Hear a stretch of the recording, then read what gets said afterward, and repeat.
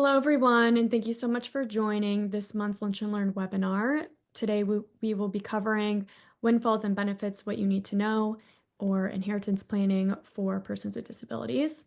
Today's presenter is Michele Fuller. She's the owner of Michigan Law Center and the president of Advocacy, Inc., which is a nonprofit organization that administers special needs and settlement trusts.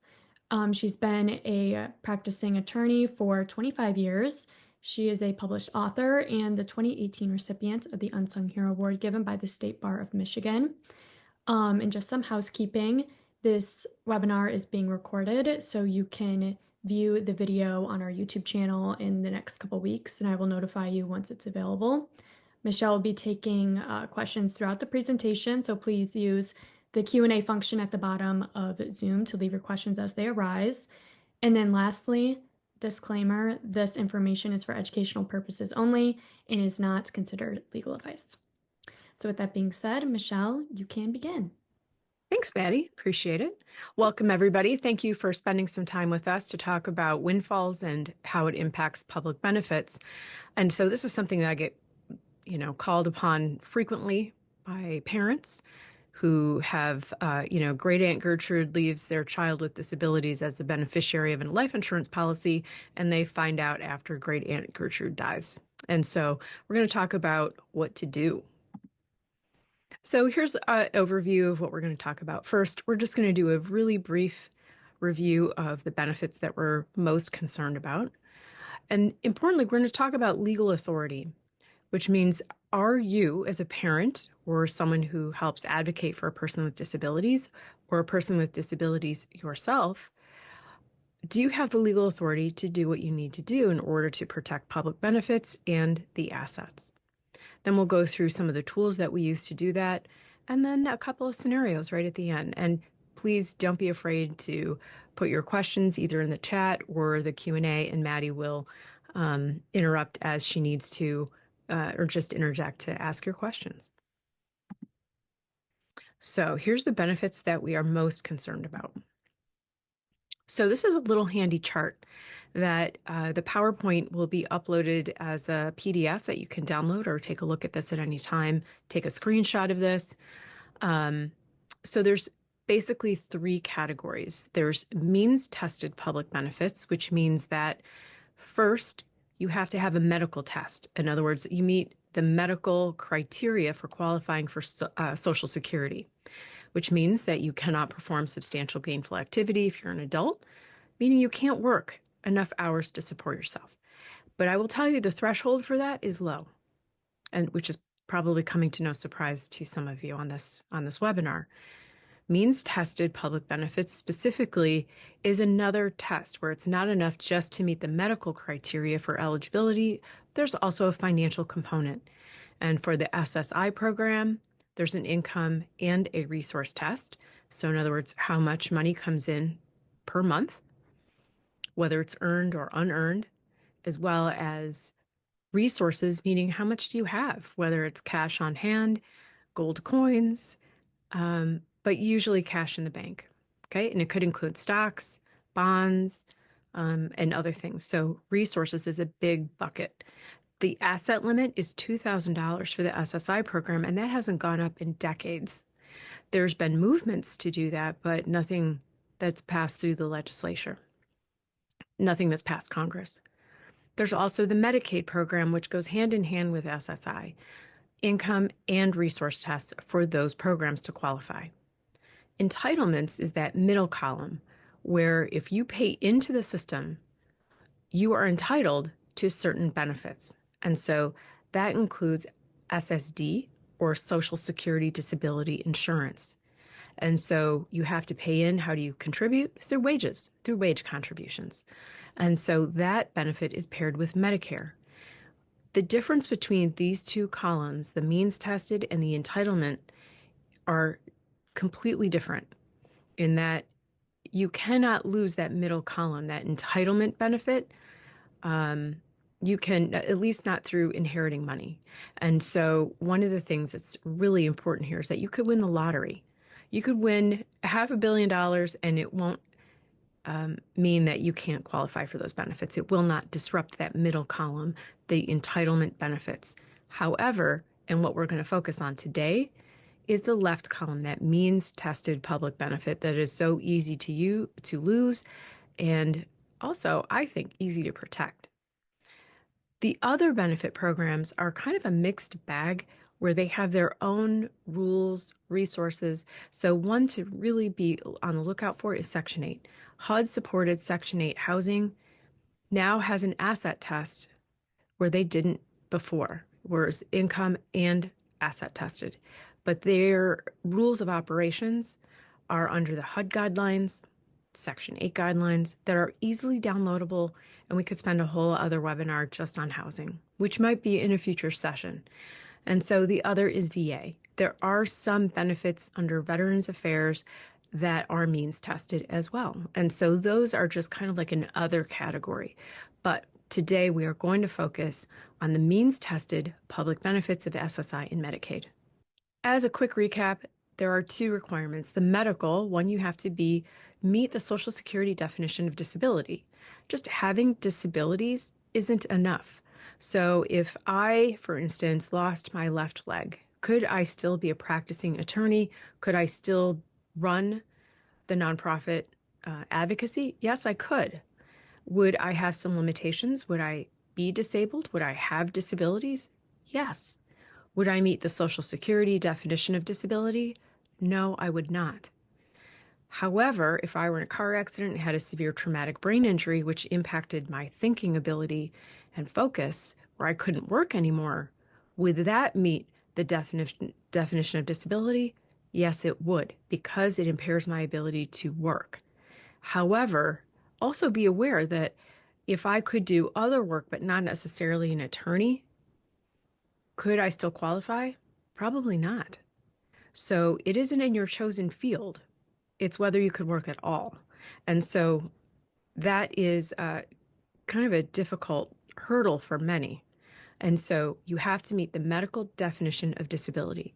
Now, for children, it's a little different. Obviously, we don't expect children to work or have that onus on them to be able to, you must work. But so theirs is more a test of substantial impairment from a developmental standpoint. And so the other big criteria that we're going to focus on today is the financial aspect. You have to be poor. You have to have a limited income and limited resources. Your countable resources are limited to $2,000. That is not much. And if you're a married couple who are both on SSI, your limited resources are even less, where you can only have $3,000 in countable resources.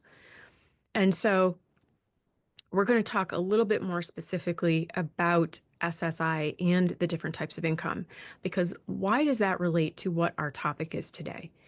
How that relates is basically if you're receiving an inheritance that has not been planned for, again, that's a kind of that surprise, like, oh, wait, what do you mean? I'm the beneficiary, or my child is a beneficiary of a life insurance policy, and relatives. If you are planning on doing this and you're thinking about doing that, there's a right way to do it. Don't just put somebody's name on without checking in with a parent or checking in with a professional that can properly guide you so that you're not unwinding or have unintended consequences of eliminating someone from eligibility for these really, really necessary public benefits. So for the SSI program, they meaning Social Security Administration, interprets income differently than the Internal Revenue Service. And so it's really important to understand that there's basically 4 different types of income on the SSI for someone on SSI. So earned income is earned income. Is the claimant who's on Social Security or looking to be on Social Security, can they work and earn money? That is treated a different way under Social Security, treated one way, where basically the first $65 don't do anything for you. They don't do any impact on your benefits. And that's on a monthly basis, not an annual. And then for every dollar that's earned, it's a 50-cent reduction of the SSI benefit. That's another future session to talk about specifically that benefit and how to manage that. There's in-kind support and maintenance, which is basically if you receive your shelter needs, if they're met by some other resource other than the individual. So if it's met through parents, either paying for the rent or paying for your shelter costs, or even a special needs trust, there is a reduction of the SSI benefit up to a maximum of 1/3, meaning that there's a 1/3 reduction of the benefit if someone else is meeting your shelter needs. There's deemed income, which is a whole other thing. Deemed income means that someone has the obligation to support the person on disability. And so that's only a spouse between spouses and from parents to children. Okay. Today, we are focusing on unearned income and what happens to your SSI and Medicaid benefit if you receive a gift, if you receive an inheritance, if you receive money that is, whether it's a casino winning, windfall, these are unexpected windfalls. I, in my law practice, do a lot of settlement planning. And so this is also under this category. So unearned income is any kind of cash, any kind of inheritance, any kind of windfall for the person on SSI. So this is what Social Security does with that. First, they treat it as unearned income, and that includes gift cards. There's no exemption for gift cards. And so what happens is that is the first $20, woohoo, $20, nothing happens. There's no reduction of the SSI benefit. So a small gift card to, say, McDonald's or Taco Bell, no, $20, no problem. Now that's per month total. Okay. Everything after that is a dollar for dollar reduction. So for every dollar gifted, that's a dollar reduction of your SSI benefit until the benefit is lost. And so what happens is that, for instance, we're going to go through some scenarios at the end, but what happens is that you will be over income. Let's say it's the gift is $1,000. Well, we know that's more than the federal benefit limit. And so that would be considered, that person would be over income the month of receipt. Now, if they still have that money in their account on the first day of the following month, now they're also over resources if they have more than $2,000 in their account. They may not. So by our example, if it's a $1,000 gift, they may be under that $2,000 and then it's okay, right? They're only over income 1 month. And then are they over resource on the first day of that following month? And so with $1,000 as a gift, only over income the first day of the following month, as long as they have less than $2,000 in their account, they're okay. But often when we're talking about an inheritance, if we're talking about even a lottery winning or a personal injury cause of action, usually they're much greater than $1,000. And so we'll go over some scenarios on playing with a little bit like different dollar amounts and some of the tools that we use to plan for that. So the big question is not just whose money is it? It's the individual's money, the person with disabilities' money. We have to look very carefully. The first step I look at is who has legal authority. Legal authority to do what? To manage those funds, to do some planning with those funds, to protect the benefits and advocate for the person. So the first person that we look to is is the person an adult or are they a minor? And so if they are a minor, then it depends on your state. This directly is impacted by the probate code of where that person lives. And so in the state of Michigan, which is the one that I know best because that's where we're based, that's where I practice as an attorney, I know those laws inside and out. Wherever you are, you need to check with your local probate court, local practitioner, probate and estate planning practitioner, but hopefully a special needs planning practitioner who knows these rules and can guide you if you are managing funds on behalf of a minor as to what's required in their jurisdiction. So we're going to focus first on an adult, a legal adult. So first, does that person have legal capacity? In other words, do they have the ability to make good decisions? Do they understand what's going on? And so a person with disabilities doesn't mean just because you have disabilities doesn't mean you can't manage your affairs. And so that's always my first go-to, is to assume that that person has the capacity to make decisions on their own behalf unless proven otherwise. So we need to look at, does that person have the ability to sign contracts? Can they transfer funds or do the planning, execute whatever tool we're going to use? In other words, place funds in a safe harbor type of account. Can they prepay expenses? Can we prepay for a funeral? Can they sign contracts? Basically is what we're looking for. And can they buy exempt purchases or resources that will make their lives better? And so I always look to the individual, and that's a really quick list of some of the things that we do when we're dealing directly with a person who is on benefits and can make decisions for themselves. And that's a good percentage of our clients who they've received this money, they didn't know it was coming, and now they're looking for resources and answers, and they're terrified to take the money because they know it will impact their SSI and Medicaid eligibility. So no fear. There's lots of tools available. So when does somebody need a guardian for decision making, specifically financial decision making? One is when a minor is living with a parent. So certainly, let me correct that. When a minor is living with someone other than a parent, if you are a parent, you don't need to be guardian of your own child. You are automatically guardian of your own child. But if you're a grandparent or an aunt or another family member or friend that has custody, you are caring full-time for a minor, you should have some documentation in place and perhaps a guardianship where you're a court-appointed guardian in the local probate court to be able to help direct decision-making for that minor, including signing up for school, going to parent-teacher conferences, medical care, that kind of thing. The other is an adult.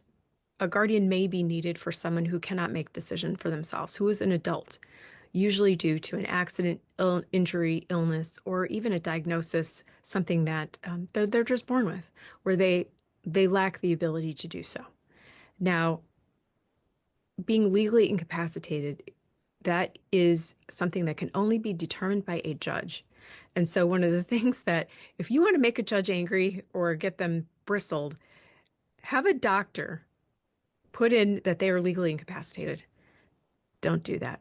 Don't do that. Don't allow it. Don't. If you see that in a doctor's report, have them redo it. Doctors need to stick to medical diagnosis, but they can do, and what's really necessary is a functional analysis about how the diagnosis, how their medical condition impacts that person's ability to make decisions. That is different than a finding of legal incapacity. Again, that can only be done by a judge, typically a probate judge.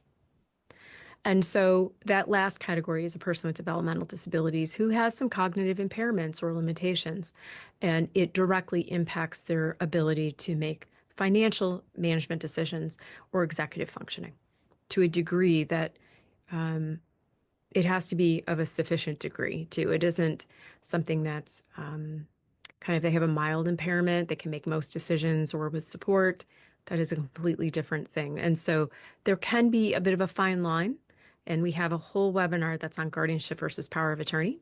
And I invite you to take a look at that on our YouTube channel.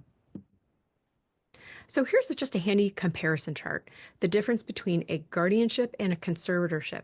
Now, this is based on Michigan law. And if you are not in the state of Michigan, your state may call these things different. They may call it a guardian of the person, guardian of the estate. Basically, it means that most states have bifurcated these roles. They've separated these roles so that the person who's deciding the medical and healthcare matters for an individual who cannot make those decisions for themselves is different from legal and financial matters. So no matter what the state calls it, there's still different duties, and there's a separation in what those rights and obligations are to that individual. But there are some very common elements no matter what state you're in. And here is just a nice little chart that breaks those things down. So a guardian and a conservator under the state of Michigan, which is again where we're based, it relies on a state code or statutes called EPIC, or the Estates and Protected Individuals Code. And so basically, a guardian is only authorized to make medical care, healthcare, personal decisions for the individual. Whereas a conservator, so we're talking about a windfall here. Who has the authority to make decisions on what to do with that money is somebody who has been court appointed for someone who cannot make those decisions for themselves to manage the finances of and legal affairs for that individual. Now, quite often, until the windfall happens, there's no need for a conservator. There's no assets to manage. And so, in the state of Michigan, there is a one-time court proceeding called a petition for protective order that allows somebody who needs that kind of assistance the one-time court order to make a placement, to, in other words, shift funds from being an accountable resource in that person's checking account so that we can have the legal authority to place it into a safe harbor so that it preserves benefits. Our probate courts are very used to seeing those types of proceedings, and I think most courts around the country, courts in general, as far as like probate, if they're overseeing proceedings for people with disabilities, they want to see people be able to maintain their benefits in general. And so I would say that most courts, that's a very routine proceeding. It's a little different in the state of Michigan. If you have developmental disabilities, it's governed under a different body of law called the Mental Health Code, and they call proceedings or guardianship or conservatorship for people with developmental disabilities a little bit different. So you're either guardian of the person or guardian of their estate. I don't know why they call it different things, but they do. And this is just a nice compare contrast as to the difference between a guardianship proceeding under EPIC. So this is, again, based in Michigan only, that there are proceedings under our wills and trusts, our estates and protected individuals code versus developmental disabilities. And so you kind of know who you are, like what the, the Harry Potter sorting a hat as to which you're in. There are some people that are borderline. And so this is where an experienced probate professional can really be of assistance and help. If you're doing these proceedings by yourself, I wouldn't recommend it. I would always recommend that you consult an independent attorney to sort through whether and who has the legal authority to make decisions and execute a plan to make sure that funds are protected and public benefits are protected in your jurisdiction.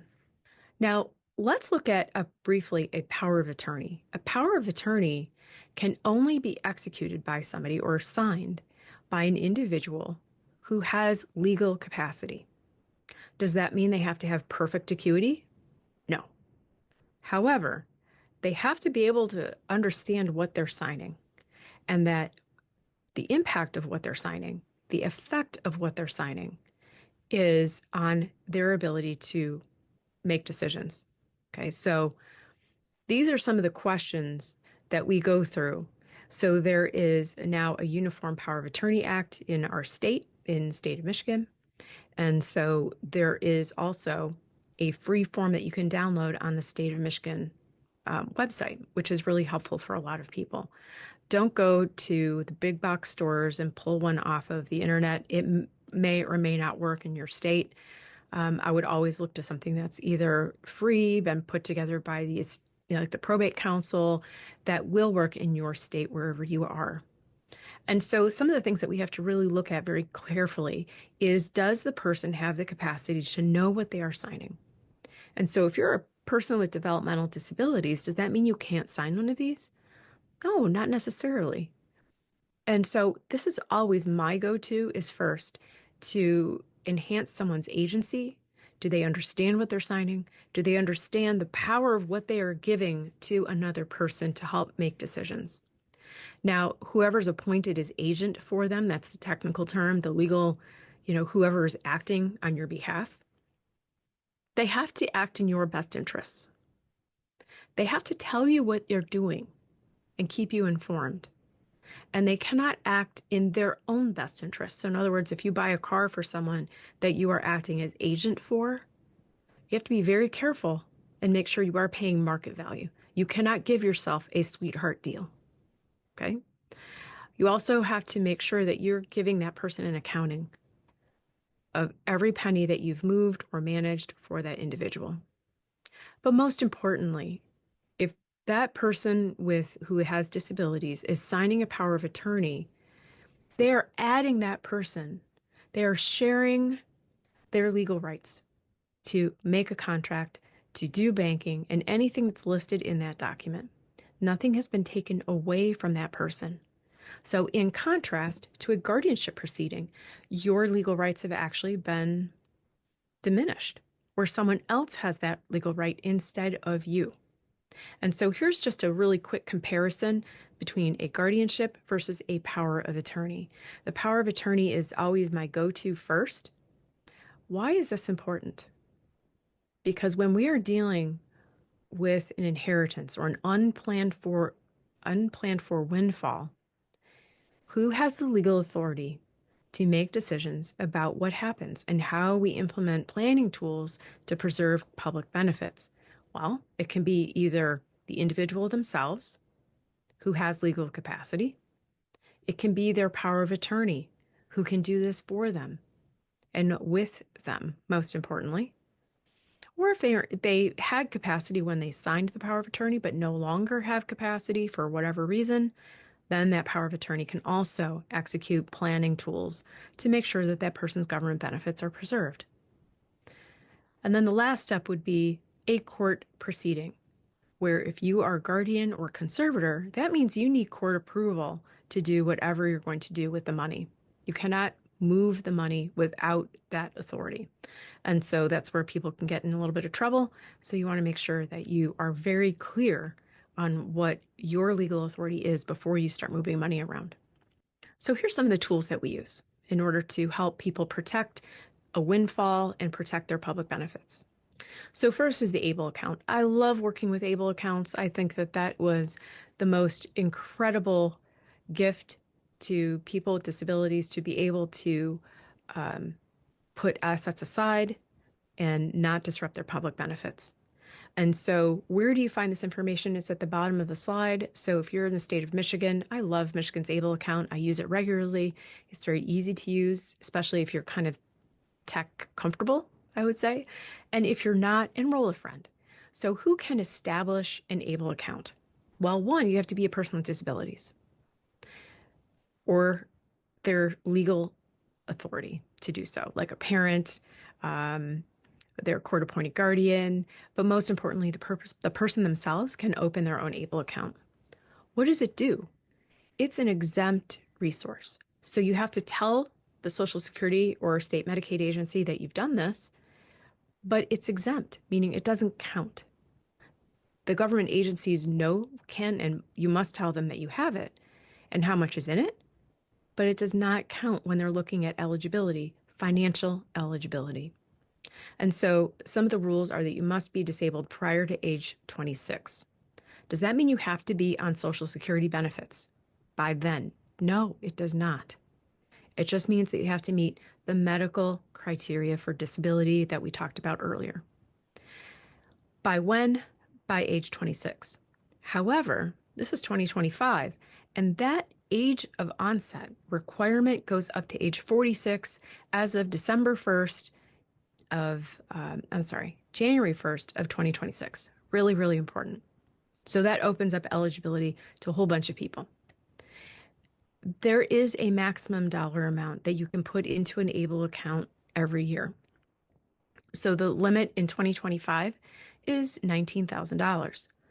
However, if you also have earned income, meaning the individual with disabilities has their own earned income that they wish to put into an ABLE account, they can do so above and beyond that $19,000 limit. And it's around, oh, don't quote me, I can't remember exactly what the amount is, but it's over $13,000. That amount also goes up every year. And so, the earned income contribution limits is $15,060. Sorry, I need to look at my own slide. The The other thing is that the federal legislation says that upon the person with disabilities passing, upon their death, any amount remaining in that account that has not been used can be used to pay back the state in which they received Medicaid benefits. That law is on the books in Michigan. However, the state of Michigan has decided as a policy measure, as a matter of public policy, not to enforce that provision. That's where it stands today. It may not be there, they can change that at any time, but that's where it's been really since the inception of the ABLE accounts in Michigan. They can be used for qualified disability expenses, meaning ABLE accounts can be used for really almost anything that enhances the person with disability's life, that makes a difference in them, whether it's vacation, equipment, medical, educational, social, anything. An individual can only have one of these types of accounts.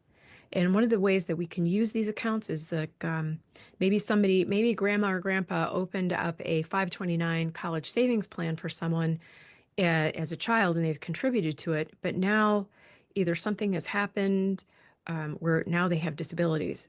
Can you roll a 529 plan into an ABLE account?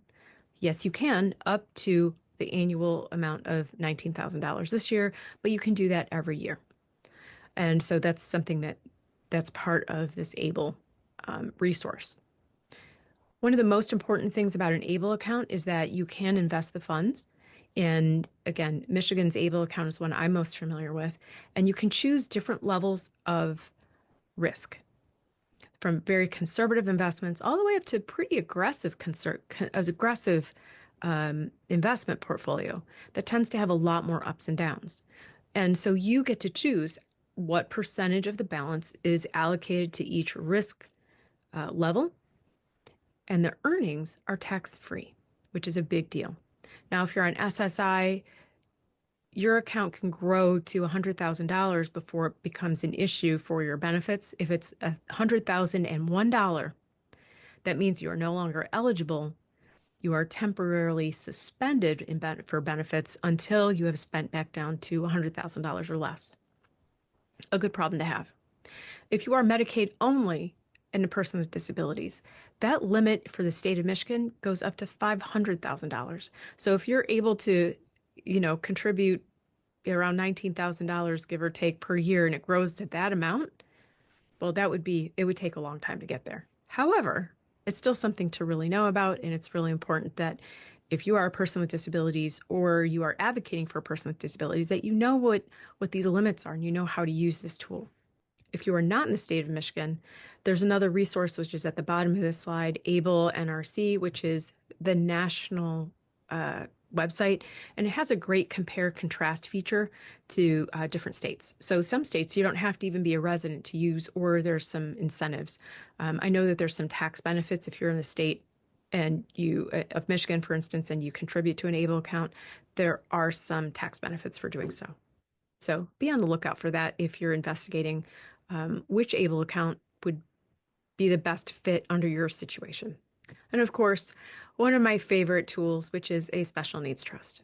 And so there are two types of first party special needs trusts. So we're going to concentrate just on first party. Why? Because when someone receives a windfall and it's in their name, that means that it's their money. And so that's where we talk about first party benefits, first party funds, first party special needs trusts. And so this money has come into or specifically named somebody with disabilities who needs to protect these public benefits.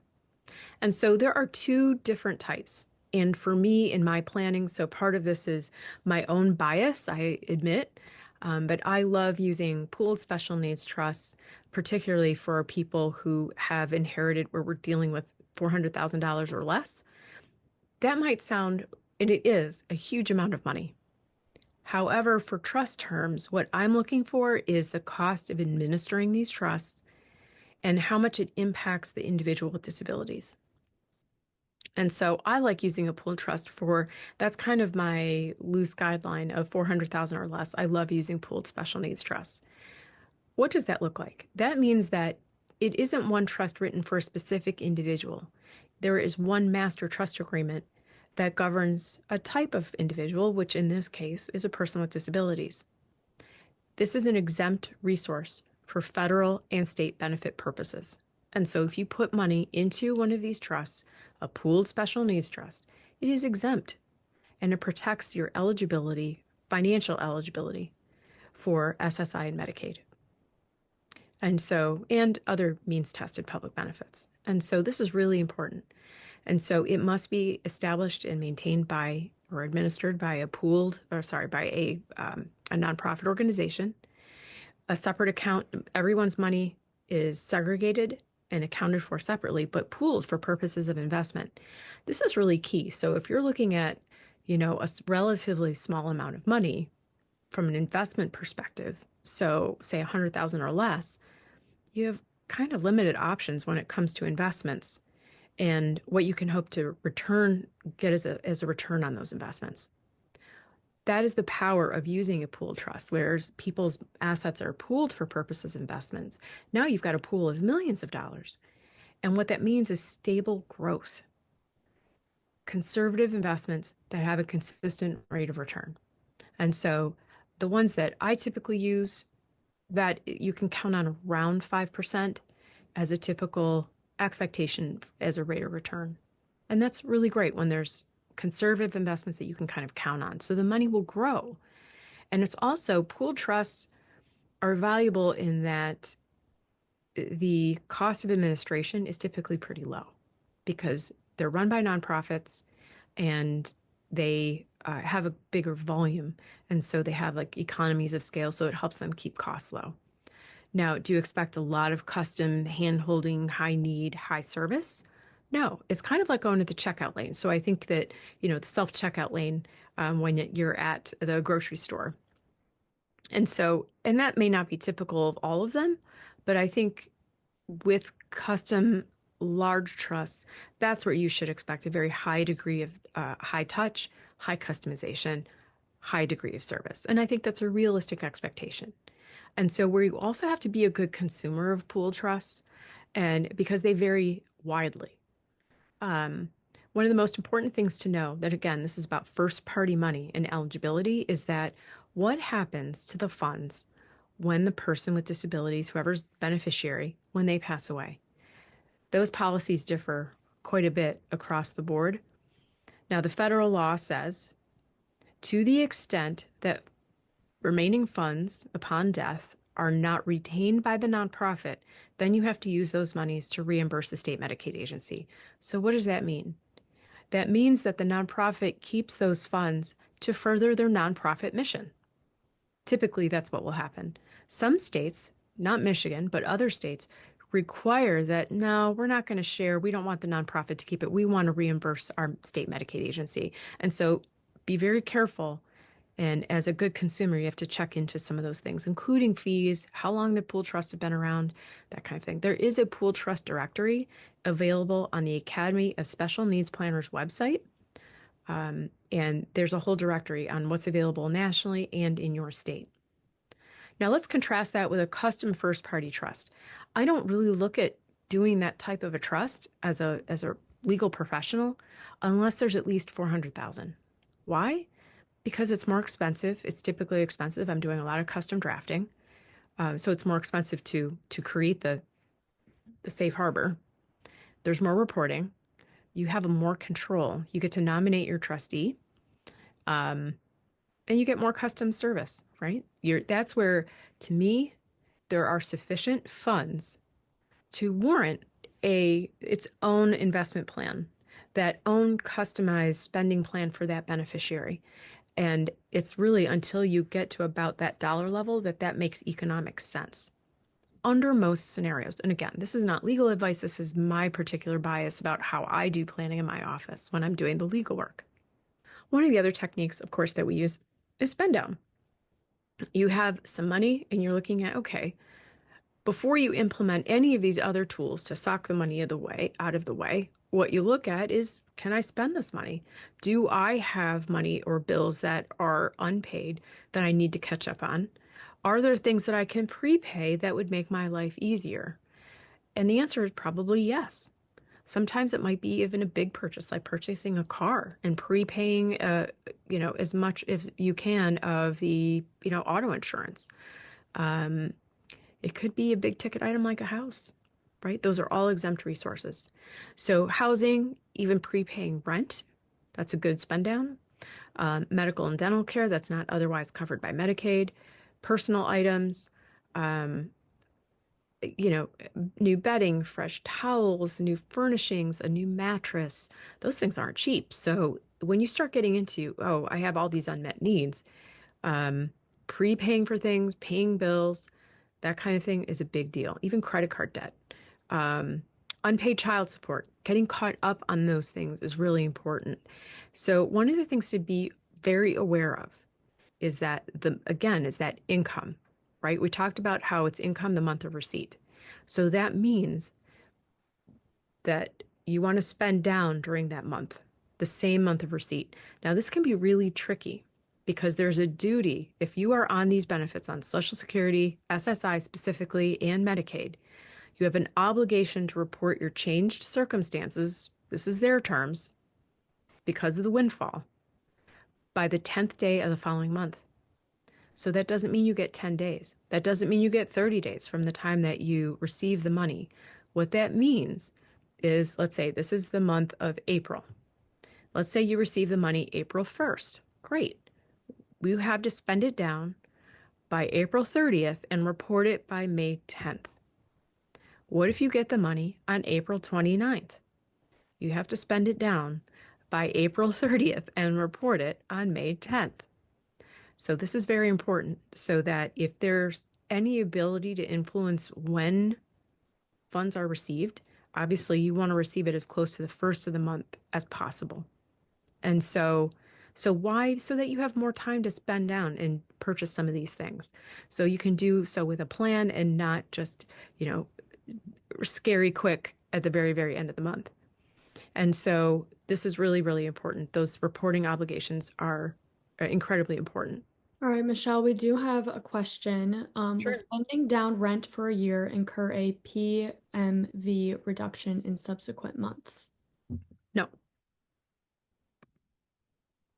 right. So that's a great question. It's kind of a technical question for those. What does that mean? Presumed maximum value, that means a 1/3 reduction of your SSI.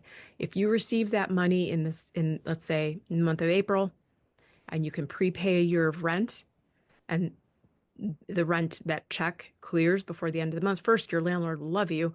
And secondly, have you properly spent down that money? Absolutely. And it's with the beneficiary's own money. So there's no PMV or ISM reduction. Great question. We're going to look at first a minor who's receiving an inheritance. Oh, love that picture.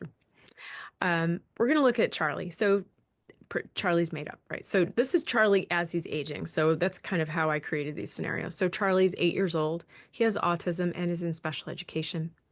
His grandmother just passed away. Charlie's mom just discovered that Charlie was actually named as a beneficiary on an account with a balance of, and so we're going to go through a couple scenarios, $19,000. Why did I pick that? Because that's really easy, right? So the question is, does mom have the legal authority to transfer that money into, I would just first look at an ABLE account because it's $19,000. She can put the entire $19,000 into an ABLE account this year and protect any benefits that Charlie might be receiving now and in the future. So what if Charlie's not on public benefits right now? That's okay. If Charlie is impaired to the point where he's probably not going to be able to work, not have a reasonable expectation of being able to work and will probably qualify for SSI when he turns 18. Is there a problem with putting in an ABLE account now? No. Because why? Well, we know it grows tax-free. You can invest the money, it can grow, it's got years of growth, and it grows tax-free, which is great. So I would not hesitate to use that as a plan. What if it's $49,000? Well, in the state of Michigan, what triggers a conservatorship?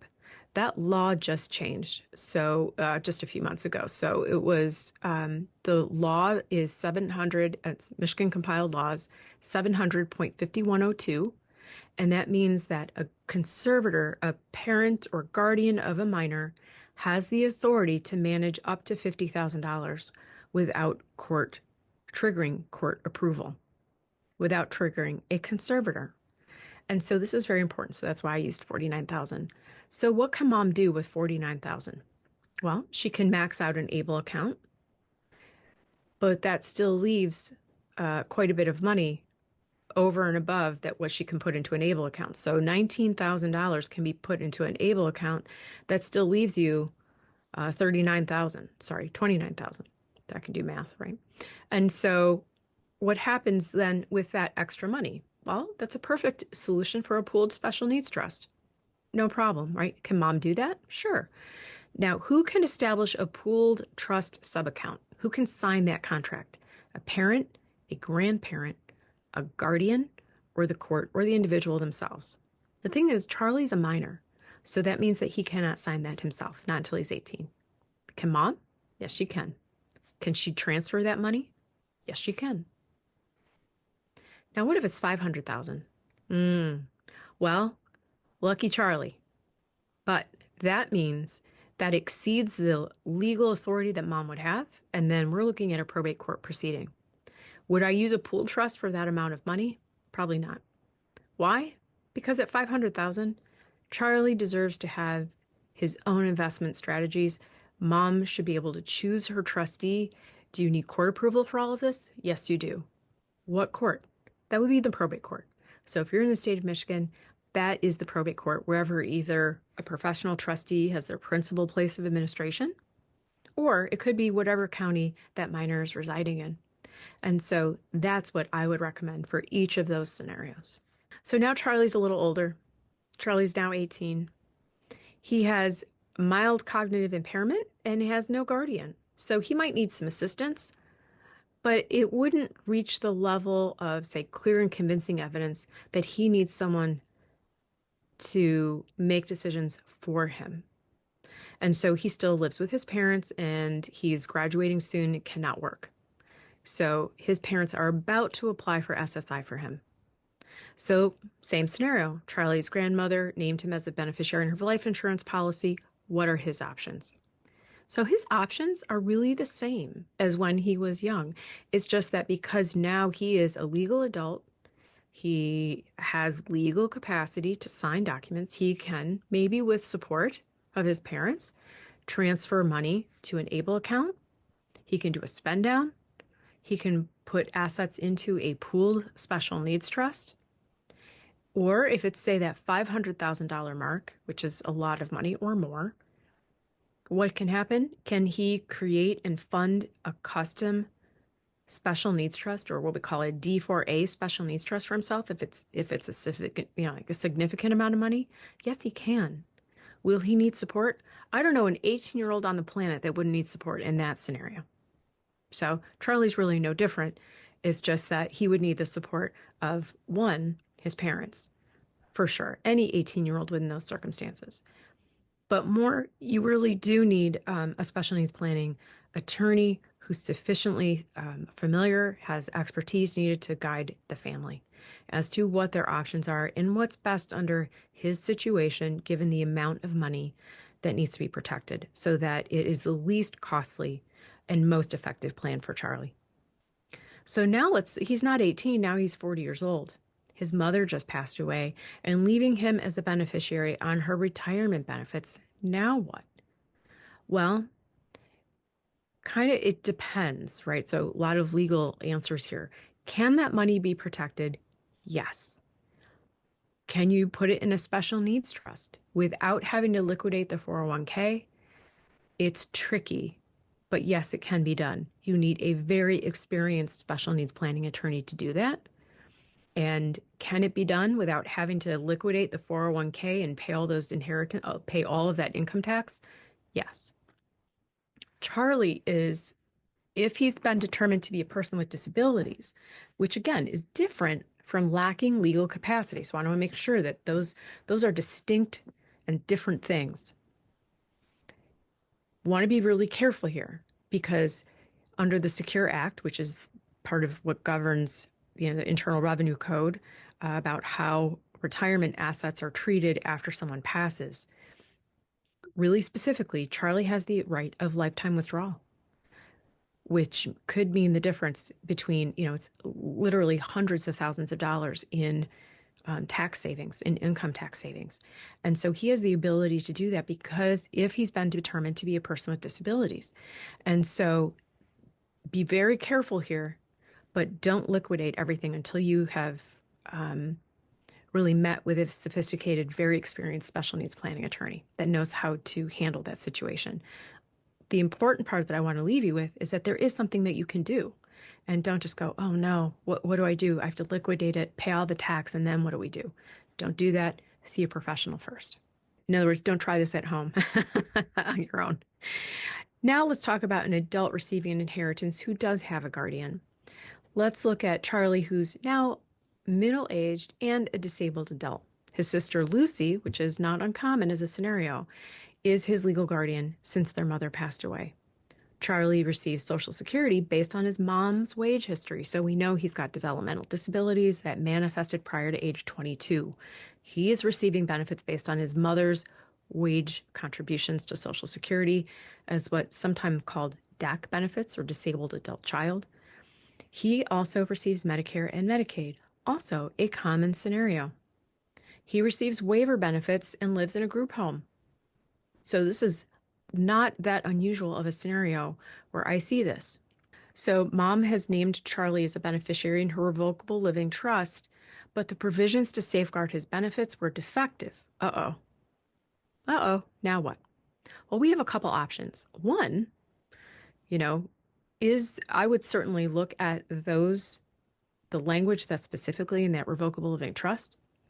Is there an attempt or recognition that we don't want to disturb or that we want to protect someone's benefits who's disabled? Is there a mechanism within the trust that we can modify the trust? So we first look for that. Secondly, if not, can we go to court to rectify this? And usually the answer is yes, especially if it's in a revocable living trust.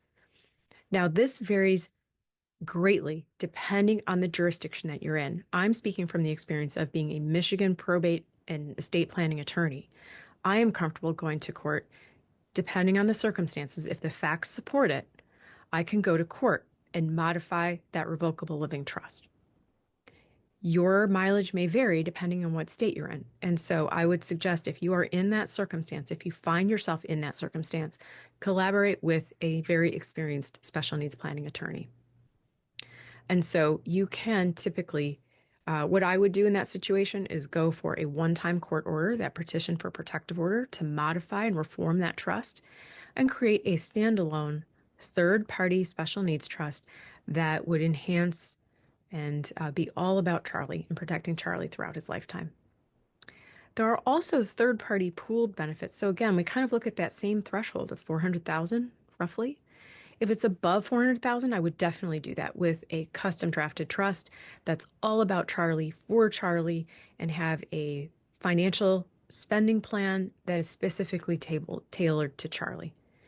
If it's less than that, that is a wonderful thing, but I would still look at other less costly options like a spend down, ABLE accounts, and I would also explore a third-party pooled trust in that scenario. Why? Because it's all about a cost-benefit analysis. What benefits Charlie the most? And if it's a relatively small amount of money, I may place that in a first-party trust, something where it's the easiest route that's most economical for Charlie, that makes the most sense. So it depends on the legal authority of the person who's acting. It depends on whether we need court approval to do whatever it is that we are doing. And it also depends on the amount that we are dealing with, but also the type of benefits. Are they investment accounts? Is it cash? Or is it retirement benefits of some sort? 401k, Roth.